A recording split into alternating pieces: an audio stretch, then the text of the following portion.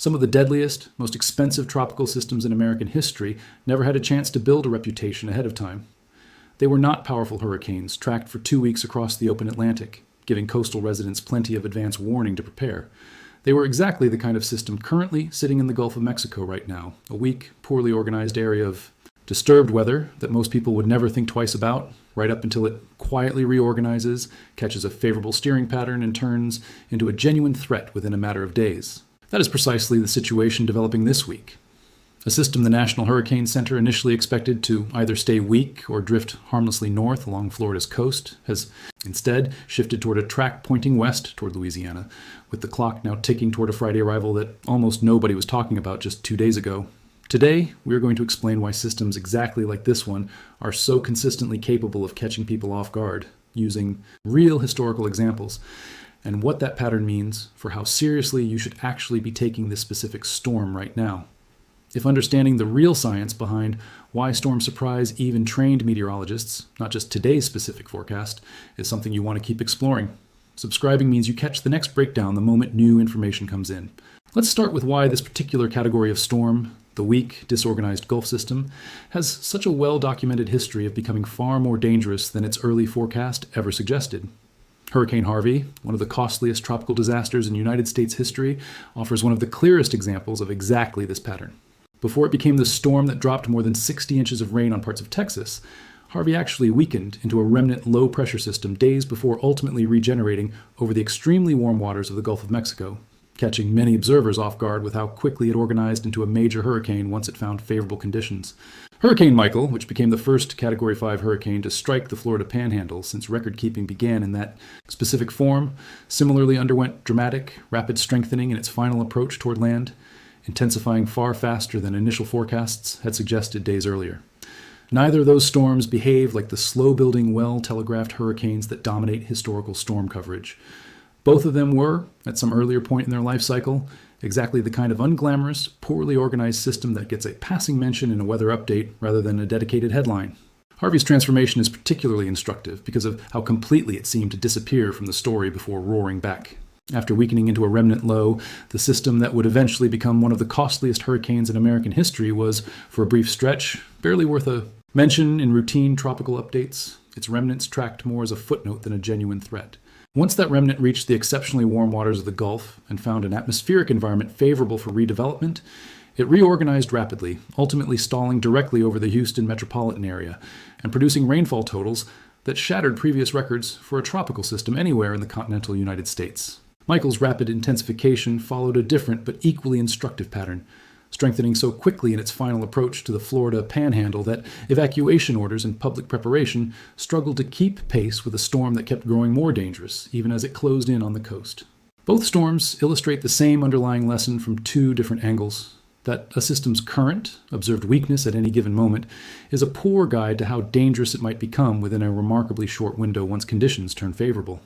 The specific reason Gulf systems carry this particular reputation comes down to geography and water temperature working together in a uniquely dangerous combination. The Gulf of Mexico is a comparatively small, shallow, enclosed body of water compared to the open Atlantic, meaning it heats up dramatically during summer months and holds onto that heat efficiently, since there is less deep, cold water for storms to churn up and mix into the surface layer the way a system moving across the vast open Atlantic often does. That means a system entering the Gulf frequently encounters some of the warmest, most consistently favorable water anywhere in the entire basin, exactly the kind of fuel supply capable of turning a weak, disorganized disturbance into something considerably more dangerous within a remarkably short window. Combine that consistently warm water with the Gulf's relatively small size, and you get another crucial factor: distance. A system forming or organizing in the open Atlantic can take a week or more to reach the U.S. coastline, giving forecasters and residents alike ample time to track its development and prepare. A system organizing within the Gulf itself might only be a day or two from making landfall somewhere by the time it actually shows clear signs of strengthening, dramatically compressing the amount of genuine advance warning available even under the best forecasting circumstances. Picture the difference between watching a car approach from a mile down a straight highway versus watching one pull out of a driveway directly across the street. Both scenarios eventually put the car in front of you. but the amount of time you actually have to react is completely different.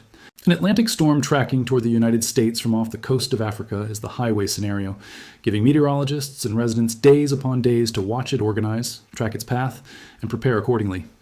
A Gulf system is the driveway scenario, already close enough to shore that even a relatively modest, quick burst of strengthening can leave only a day or two of genuine reaction time before landfall, regardless of how sophisticated the forecasting technology tracking it happens to be. This week's system fits that exact profile. It formed as a disorganized area of low pressure near Florida's Big Bend region, rather than tracking across the Atlantic from Africa, the way many of the season's more famous storms typically do. And its early forecast reflected the genuine uncertainty that comes with tracking a system this poorly defined. Two competing scenarios dominated the initial outlook, one where the disturbance simply stayed weak and disorganized, producing scattered heavy rain without ever consolidating into a real system, and another where it drifted north along the southeast coast, again remaining relatively harmless. Neither scenario suggested a serious, organized threat bearing down on a specific stretch of coastline within the week. That forecast held for a couple of days. Then the steering pattern around the disturbance shifted. A ridge of high pressure strengthened into a position that effectively trapped the system and redirected it. And within a single forecast cycle, the most likely outcome flipped from a system drifting harmlessly away from the coast to one now pointed directly toward Louisiana, arriving right around Friday. That specific mechanism, a ridge of high pressure reorganizing the available steering currents, is worth understanding on its own terms, since it explains why this kind of reversal can happen so cleanly and so quickly.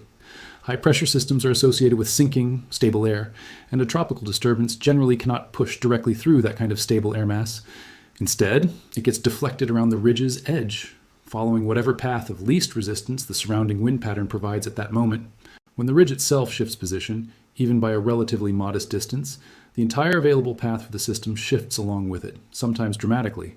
That is exactly the mechanism responsible for turning this week's forecast from one describing a system moving away from populated areas into one now pointing directly at a heavily populated stretch of coastline, without the storm itself necessarily becoming any more powerful in the process, simply because the surrounding steering environment reorganized around it.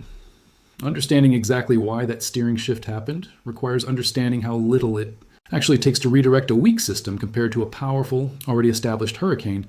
A mature hurricane has enough internal structure, essentially its own self-sustaining engine of thunderstorms and rotating winds, that it tends to resist getting pushed around by smaller atmospheric features nearby. Following the broader steering currents with a level of predictability, meteorologists can track with real confidence days in advance. A weak, disorganized system like the one currently sitting in the Gulf has none of that internal momentum working in its favor. It gets pushed around far more easily by whatever ridge, trough, or front happens to be nearby, which is precisely why a system this disorganized can have its entire projected path meaningfully redrawn within the span of a single day, something that would be considerably harder to do to an already powerful hurricane running on its own internal engine. Meteorologists sometimes compare this difference to the way a heavy, fast-moving freight train responds differently to a curve in the tracks than a lightweight cart being pushed along a similar path by hand. The freight train's own momentum and mass carry it through the curve in a largely predictable way, resisting outside forces that might otherwise nudge it off course. The cart, carrying far less of its own momentum, responds much more directly to whatever outside force happens to be pushing on it at any given moment, changing direction more easily and less predictably as a result. A mature hurricane, sustained by its own powerful internal engine of thunderstorms and rotating wind, behaves like that freight train. A weak, disorganized tropical disturbance behaves like the cart, and that difference in how each responds to the same surrounding atmospheric forces is exactly why forecasting one is so much more reliable, days in advance, than forecasting the other. There is a psychological dimension to this pattern worth understanding as well, because it directly shapes how prepared communities actually end up being once a system like this one does eventually threaten them. Named storms and well-forecast hurricanes generate sustained media attention and, generally, sustained public preparation to match, since residents have days or sometimes weeks of consistent warning to stock supplies, review evacuation plans, and mentally prepare for what is coming. A weak, initially unremarkable system that only becomes a genuine concern within the final day or two before impact does not get that same extended runway of public attention, even when its eventual rainfall or flooding impact turns out to be just as serious as a more famous, well-telegraphed storm. Emergency management researchers who study disaster preparedness have specifically flagged this gap as a genuine public safety concern, noting that communities frequently underprepare for exactly this category of storm precisely because it never had the chance to build the same sense of urgency a slower developing, more widely covered hurricane naturally accumulates over time. To see higher rates of supply stockpiling, generator purchases, and evacuation. Compliance compared to communities facing a system that only became a genuine concern within the final 48 hours before impact, even when the two storms produced broadly comparable rainfall or wind impacts. Retailers report predictable surges in emergency supply purchases in the days leading up to a well-telegraphed hurricane, a pattern that simply does not have time to develop the same way when a storm's threat only crystallizes a day or two out. That gap between perceived and actual risk is exactly why public health and emergency management officials have increasingly pushed messaging specifically, warning residents not to judge a storm's seriousness by how much advance notice it received, since the two factors are genuinely unrelated to how dangerous the actual rainfall or flooding turns out to be. This year's hurricane season adds another layer of context worth understanding, since the broader Atlantic basin has been running notably quiet for much of the summer, with forecasters repeatedly noting a lack of significant activity across the open ocean. That extended quiet stretch can create a kind of false sense of security precisely because attention naturally relaxes during a genuine lull, which makes a fast-developing, closer-to-home threat like this Gulf system feel especially disorienting by comparison. Hurricane season does not actually move at a smooth, predictable pace. Historically, it tends to alternate between extended quiet periods and short, intense bursts of activity concentrated into just a few weeks. And a sudden Gulf threat emerging out of an otherwise quiet stretch is a well-documented pattern in its own right, not a fluke specific to this particular week. That alternating rhythm traces back to how dependent tropical development actually is on a specific combination of favorable conditions existing simultaneously across a wide stretch of ocean, warm water, low wind shear, and enough atmospheric moisture and instability to support sustained thunderstorm activity. Those conditions do not remain constantly favorable across the entire Atlantic basin all summer long. They shift and evolve as broader weather patterns move through, occasionally aligning across a wide enough area to support multiple systems developing in relatively quick succession, and other times remaining unfavorable enough that weeks pass with minimal activity even during what should be the height of the season. A quiet stretch is not evidence that the season has permanently calmed down. It is simply a reflection of the current atmospheric pattern, one that can and regularly does shift within a matter of days once the right combination of factors finally aligns somewhere across the basin. Warm water remains the single most important physical ingredient tying this entire story together. Sea surface temperatures across large parts of the Gulf have been running measurably above their seasonal average this summer, providing exactly the kind of energy reservoir capable of supporting further development if the system manages to organize even modestly further before reaching the coast. That does not guarantee a dramatic outcome. Wind shear, dry air intrusion, and the storm's own internal structure all still matter enormously. But it does mean the physical ingredients required for a more serious outcome remain genuinely available, which is exactly why forecasters have continued actively monitoring this system rather than dismissing it simply because its official development odds remain in a more conservative range. Wind shear specifically deserves attention here, since it functions as the primary force capable of holding a system like this one back despite favorable water temperatures underneath it. Shear refers to a change in wind speed or direction at different altitudes, and when that shear is strong, it can physically tear a developing storm structure apart before it ever has the chance to fully organize, tilting the system sideways and separating its lower-level circulation from its upper-level thunderstorm activity. Weak shear, on the other hand, allows a storm to build vertically without that kind of disruption, stacking its structure more directly on top of itself and allowing it to strengthen far more efficiently. Forecasters watching this specific system are tracking wind shear conditions just as closely as water temperature, since even a system sitting above ideal, record warm water will struggle to organize if it happens to be sitting beneath a zone of strong, disruptive shear at the same time. Given everything this pattern actually teaches about how storms like this one tend to behave, here's what is genuinely worth doing right now, rather than waiting to see how Friday's forecast ultimately resolves. Treat a weak, low-percentage system approaching from the Gulf with real seriousness, rather than assuming a modest formation percentage means a modest overall threat, since the historical record from Harvey to countless less famous but still damaging systems shows clearly that formation odds and actual impact potential are not the same measurement.